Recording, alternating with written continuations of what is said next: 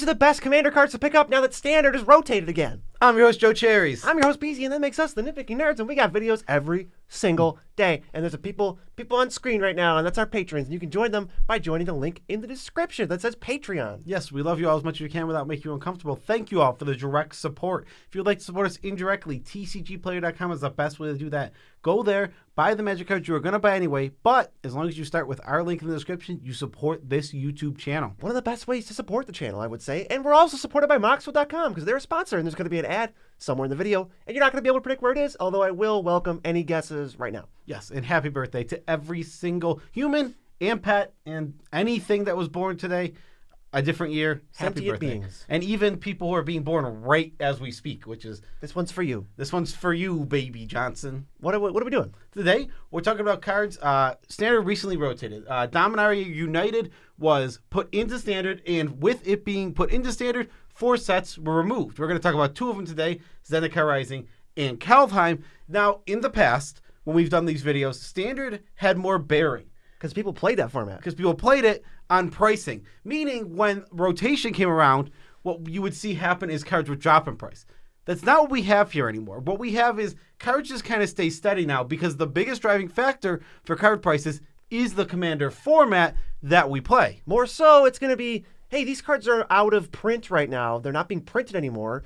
So, if anything, all these cards are going to kind of go up. So, it's not that they're like going down from a high price. It's they're about to go up, and it's still the best time to pick them up. Yes, barring reprints, these cards all stand to go up. All right, we're going to start with Zendikar Rising, and first card that is worth picking up that has actually been reprinted but is still holding steady at $4 is Scoot Swarm, and this is just a landfall staple, a token staple. This card is a staple of the Commander format and super powerful. Army in a can, win condition if not answered. It's just a card that demands an answer. If you don't wipe the board or shrivel or something, pull something out of your hat, you're going to lose to Scoot Swarm. You have to get rid of them all, and because they just keep multiplying, you end up with like 64 and then 128 on the board in like 2 turns. This card is no joke, and it will win by itself. It produces, it can produce enough creatures to literally be the win con. That this is what won. This one card. All I did was play my lands for turn. Yeah, it's a bunch of permanents entering the battlefield. It's creatures. You throw an overrun in there, and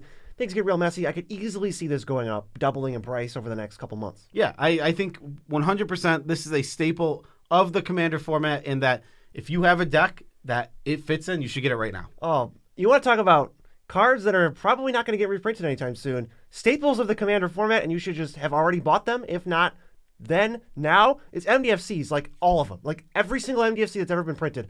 Their lands on one side and their spells on the other side. We don't have them. I don't think any of these have ever been reprinted outside of maybe a random one-off deck that wasn't like a full set, but they haven't been reprinted yet. I don't think any of them have been reprinted. But yeah, specifically the Mythic cycle always needs to be talked about. These are the best ones. They can enter untapped, and they have the biggest effects. They're the lowest one, $4, Turn Timber Symbiosis, and the highest one is currently Seagate Restoration at $17. Turn Timber got reprinted somewhere. I don't know where. It was like a Challenger deck or something. Okay, that's fair. Pretty sure that got reprinted. Okay, that's fair. But all these are amazing. They're all super good, and there's a ton of the uncommon ones. There's some that I would say like you don't really need because they're not that good. But you can, if you see MDFCs, you should just get MDFCs because you will be putting them in every Commander deck. Yeah, some of the better uncommon and rares is like Hagra Mauling at like $1, Balgad Recovery and Malika Rebirth. They're both $4. We play those cards all the time. Just these mythic cards, they will not get reprinted in precons coming up. It's not like they can and Wizards just won't. They cannot do it. They don't print double-sided cards in precons. So, like, where are these cards that allude to specific areas on Zendikar supposed to get reprinted? I have no idea, but if you don't have these, you should probably get them. Absolutely, 100%. One last one that I forgot to put in the script, but it's popping in my head now. Glasspool Mimic. I believe it's $3 to $4. Another just awesome rare to get. They throw in Veloc Awakening. It's like $5. All these cards. They're staples. They're 10 times more staples than Scoot Swarm. We play them in like every single deck. Yeah, every single deck. If you're not playing CEDH, the tap ones are absolutely just as good as the Mythic cycle. I don't know if I've ever built a deck since this set came out without an MDFC in it. No, Budget or otherwise. Disregarding CEDH, that's the only form of Commander where I won't put MDFCs. I don't know if we can hype them enough. This might be one of the last times we ever do. Love MDFCs. You should be playing them in your decks, and you should pick them up as soon as possible. We've been telling you since the set came out to do this, and now we're 2 years later. Yeah. The set has been out for 2 years, and they're all more expensive than they were, barring some of them that didn't go up. Most of them are more expensive. Still get them. They're still great. Put them in your deck. We'll see you in 2 years when we do our We Told You So video, and these are all triple the price. Yes. Next is another staple of landfall, and it's Lotus Cobra, and it's currently $2. Lotus Cobra is an absolute overperformer of a card. You just need fetch lands in multiple land drops, and this card goes off. I think it's really undervalued by a lot of people, and people don't put in their decks. If you're playing all the fetch lands in your deck, just throw it in, even if you don't have extra land drops. It's basically a mana dork that taps for 2, as long as you have fetch lands in your deck. And it can go, the ceiling can be way higher than that. It also color fixes you. Lotus Cobra just does a lot of work and gets no respect. Yeah. And it's been printed a couple times now, and it's kind of just I think it's going to keep creeping up there. Its ability also has haste, meaning on turns where you have a fetch land, you can play a land, fetch, your mana even on the turn you played it. It's a very strong mana dork. I think this card sees a lot less play because there is a card I think is better now, Tyler's Provisionary. Very good Magic card. Absolutely love that card, and I do think you should be playing that card alongside Lotus Cobra, but Lotus Cobra is still just an absolute house by itself. Yeah, this next one, I don't know if I'd call it a win condition, but it's just an overall great card. It's Veloc Retreat. It's like $2. This one's already seen a reprint or two, but I know that because of how good this card is, it's also still creeping back up to $2, and I know it's just going to keep going up because every time your lands enter, you get a just giant Anthem, but if you don't have creatures, it still does something, and it makes tokens. I think this card's great. Yeah, Veloc Retreat saw a reprint in the exact same deck that Scoot Swarm did, and that was the tokens deck from New Capenna. Right. Both of them saw reprints in those, which is awesome because these are two, I just think they're staples of this format. Veloc Retreat fits in many different archetypes. Any form of go wide. Token strat. Counters. Tokens. Cat Tribal. Landfall. Cat Tribal. This is a card with versatility. It is super strong. I love this card. It's one of my favorite to look back and see. I was wrong because I love not being wrong, but I love that I can look back and say, yeah, I was not right about that card. I looked at this card and I said, that's crap. It looks like crap for Commander. Why would that be good? It's great. We came around pretty quick once. I'm not arguing that. It doesn't matter how fast it came out, but the fact is, we did adjust our opinion. We both said we didn't like the card. Now we love the card because the card. Yeah, we've been hyping up forever, and we're gonna keep hyping up because this card is great. Veloc Retreat, $2. Get it. Next is Morog, Fury of a Column. This is a card that you might let survive once, and then you'll immediately die to it and just go, "Why did I let that survive?" It's $5, and it's a mythic rare. It's kind of special. I could see it going up for sure. It's like one of those cut and paste finishers where you can kind of insert a lot of different things, but it's a lot of extra combats. Yeah, especially when you're playing fetch lands again. You do notice something here. Zendikar has the landfall theme. The set was amazing. And all these cards work amazingly with fetch lands, and Morog is no joke whatsoever. This card goes off. So it'll annihilate you. Because not only is it an extra combat, it's basically an overrun effect in the extra combat because every time that creature's attacked this turn, it's getting pumped on the power side. So that's an extra buff. This card is both the extra combat and the overrun type effect. Well, plus it just works right away. You just play it, and then you can play lands. Yeah, exactly. Be careful with this card. A super important thing to note with it.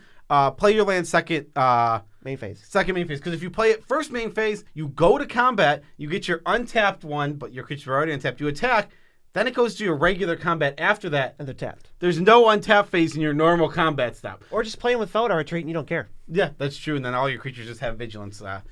Again, this is a win con. This card really is a win con. Again, extra landfall, how is this card beatable? I'll go fetch land. 4 extra combats, how is that even remotely close to a beatable thing? Archon of Ameria is $2. This is kind of your CDH card of the set. It really shuts people down. That Rule of Law effect is super annoying. You play all the spells you were going to play, then you play this last, and then you just revel in the chaos. This card is much better than its price. I think this card sees a lot less play than it should because it is not fun, which is fair. Players can't double spell, which is an absolute shutdown. The lands is so brutal. And all of your non-basics enter the battlefield tapped. This card is very, very strong, and I love that. Though it stops you from casting multiple spells, it only does the tap lands for your opponent. Yeah, we get to break symmetry. This card's great. It's $2. I think it's perfectly playable. You could really slot this into almost any deck and have it be good. If you're not a deck that relies on double spelling, This is absolutely an incredible card. This card is just that good. It is amazing, and you will win games because of it. Yeah, if you're fast, if you have a bunch of cheap spells, if you have a lot of instants, it's just going to be great for you. Up next is Skyclave Apparition, currently $2. This card was a modern played card, a pioneer played card, definitely a standard played card, and it's very, very strong in the Commander format. When you care about your creature count and you're some sort of white deck that says, hey, I need my removal spells to be on creatures, boom. Great. This card it overperforms every time. Yeah, it was like $8 or $10, got reprinted, tanked it down to $2, but I think other pros are quoted as saying this is one of the best white cards of all time in 1v1 formats. Okay, I mean, I'm not qualified to accept or deny that, but I definitely am listening to it, and I picked up a bunch of Skyclaves. Yes, I mean, this card is really, really good. It does hit most things you need to remove. It obviously, there's going to be big threats that this thing won't answer, and that's okay, because you're going to build your deck with answers to those big things also. This is mana efficient in a creature for decks that care about creatures. Yeah, it's a great commander card, and it's going to start seeing play in other formats or continue to see play, so I would love it at $2. Yes. Last but not least is a card BZ absolutely loves and can't get enough of, and it's Soul Shatter. 3 mana, and everyone sacrifices their highest CMC creature or planeswalker. It's just a 3-for-1 for 3 mana at instant speed every time. Yes, and this card, what I love about this is I've seen it be good on turn 3 when you play it early and everyone only has one creature to sacrifice, or into the late game because usually the highest CMC thing on the field is someone's best thing. Whatever you put the most mana into, usually your very best card. But you don't need to hit everybody's best card. You just need to hit one person's best card or like 2 people's really good things. Like I'll take up the second best creature on everybody's field for 3 mana and instant speed all day. Exactly. Yeah, and that's a very, very good point. This 3-for-1 is what makes this card so good. Instant speed, making this better than a lot of the other versions of this effect. Because like when I think of this effect, I think of Playcrafter and all those, which are great because they're creatures for creature decks. But Soul Shatter being an instant really gives the edge over those in decks that don't care about the creature, especially. I might play this in almost every black deck, especially on a budget too, because it's a budget bomb now. Yes, it is close. Yeah, I believe it's 95 cents. It is a budget bomb. What's the next set that's rotating? The next set that's rotating out is actually one rotating in, and it's Maxfield.com, the best deck building website on the entire internet. Seriously, we use it all the dang time. I'm literally thinking about using it right now, and I'm visualizing a deck using Maxfield's tools because I've programmed it in my head. It's just so easy and intuitive and fun to build a deck. I've been wishing I was doing it the whole time. I love you guys and girls, but sorry, I've been doing a Maxfield deck in my head. BZU's Redacted. Yeah, Redacted this other deck building website for so many years. Somebody told me, go try Maxfield. So I tried. I'm like, oh, I like it. It's really, really good. And then I'd like, BZ, you want to try it? And BZ's like, holy crap. Changed my life. This is 10 times better than Redacted. It really does make things easier. We're not just blowing smoke, as the kids say. This is a real upgrade you can make right now. It is absolutely amazing. Now we're going to move on to Kaldheim, which I will say much less exciting than Zendikar Rising. But there are still cards. There's still cards in the set. Don't worry. There's just less cards in the set. First one being Goldspan Dragon. I think this spiked up to like $50 in its heyday. Yeah, it was really, really high, and it's currently $19. I will say, Goldspan, I was not a huge believer, and I've tried it, and I'm much more of a believer. I think it's a good commander card, especially totally all right. Especially when you have synergies with it. I really like that no matter what, you're getting a treasure or two. This thing, it goes up mana really, really fast. And the fact that you get 2 right away makes this thing cost essentially 3 mana. And that's really why I'm high on Goldspan Dragon, getting mana back right away. Yeah, the 2 refund right away is pretty sweet. I've seen this be good. I've seen it be medium. I haven't really seen it be terrible. It's really not that bad. And it's also it was never a $50 card in Commander. Yeah, and also another thing about this card, if you're in a treasure deck, this is a must-have staple. Yeah, it doubles it. It literally doubles all of your treasures. So its static effect is not only just good by itself, but it's like, oh, I have 10 treasures. Okay, now I have basically 20 treasures. Yeah, next we got a bit of a tribal catch-all. It's Realm Walker. It's a changeling, and whatever tribal deck you have, it lets you cast a tribe from the top of your deck, and it's only $3. I know this was teetering a little bit higher, so this one actually might have gone down now that there's less hype around it. It's not as playable, but I think it's card draw in your tribal deck. Yeah, this is, I think any tribe is just going to play this. It's going to be very rare that you build a tribal deck that has green in its color identity and you say, I don't want Realm Walker. Why would you not? This is card advantage on a tribe member. In the tribe you want, yeah. No matter what tribe you're playing, it's always in that tribe, and you can always cast them from the top. Super solid card. Nothing more to say. That's pretty simple. It's $3. What's the next one? It's Starlight Unleashed, $2. I don't really even like this card in Commander, but I'm not acknowledging other people seem to really like this card. and they play it all the time. Now this I think was like a standard card, like you could definitely play it. I don't know, it had that like generic finisher type thing. I'm sure people liked it for standard. This thing is probably at like an all-time low. The stupid white angel mythic makers always end up going up, and I don't know why, because they're never that great. But I want to mention this one, which is also not that great, but it's at $2. Yeah, I think this card is decent. If you're specifically if you care about the angels in some way, you do. Some people do. I think this deck you need synergy with this card, and I don't think a lot of decks are calling for it. But I think there are definitely when you have the deck that's like, I want to make these angels. This is my deck. This is my archetype. Maybe I want the X spell. Whatever it is, that's when you want to play Starlight Unleashed. I feel like this is gonna be one of those cards. You know, like Gonti's Aether Hearts. Like, that card's $10 because some stupid precon came out. I feel like that's going to happen to this thing in like 2 years. Yeah, when they make an Angel precon. Oh, Angel X spell deck. Oh, man, I should have picked up my Starlight Unleashed when BG told me to. Yeah. Next, we have Doomskar, and I want to say I'm not a big fan of this overall, but on a budget for $1, I really like Doomskar. Again, I'm not going to this off a budget. Never. But is a great budget board wipe. I've seen it perform pretty well. It has an ability that not most board wipes have, where you can go turn 2, put it down, and then turn 3 potentially turn it up for a quick board wipe in the situations that call for it.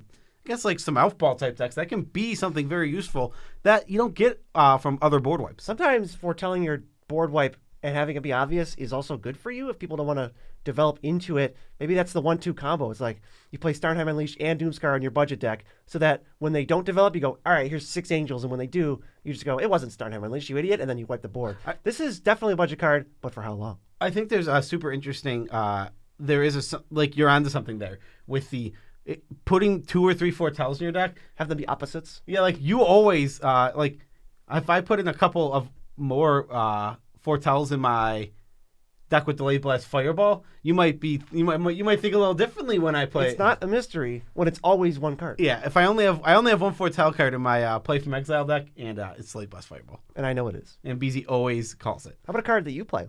It's one of my it's my favorite card from the set. It's not even close. I love this card. It's Valky God Ally / Tibble Cosmic Imposter.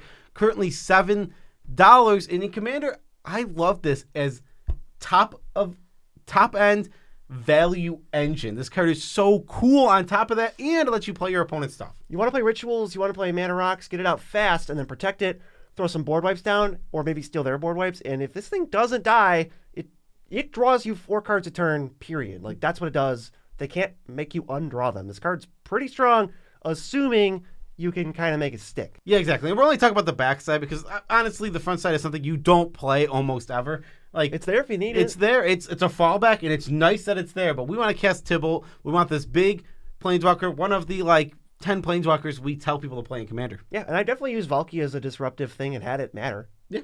Last but not least, the Snow Duels. They're around 75 cents each-ish. Give or take. But these are all, they're Snowlands for any deck that cares about snow, which is few and far between. But they're type duels, and these were way down.